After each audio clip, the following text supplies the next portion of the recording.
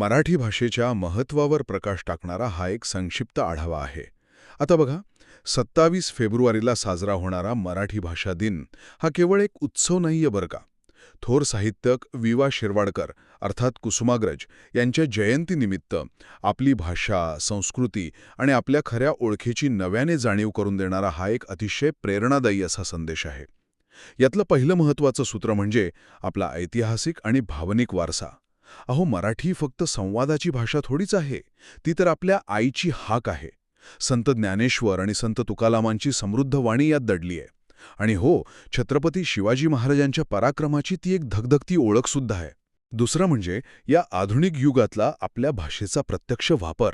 आता बघा, भाषेवर प्रेम करायचं म्हणजे फक्त जय महाराष्ट्राचं स्टेटस ठेवून कसं भागेल? आज आपण चक्क मराठीत स्वप्न पाहायला हवीत, मोठे व्यवसाय करायला हवेत. आजचे स्टार्टअप्स आणि नवीन कंटेंटसुद्धा मराठीतच तयार व्हायला हवा. तुम्ही इंग्रजी नक्की शिका, त्याला काहीच हरकत नाही, पण स्वतःची मूळ ओळख मात्र अजिबात विसरू नका. आणि शेवटी भाषेचं संवर्धन. हे संवर्धन कसं होईल? तर ते केवळ भाषा रोजच्या वापरात आणल्यानेच शक्य आहे.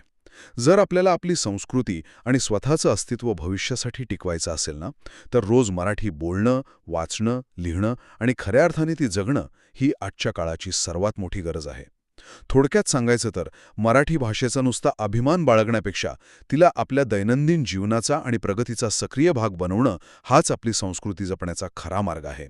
चला तर मग आपली ओळख असलेल्या या सिंहासारख्या भाषेला आज एक नवी गर्जना करण्याची संधी देऊया.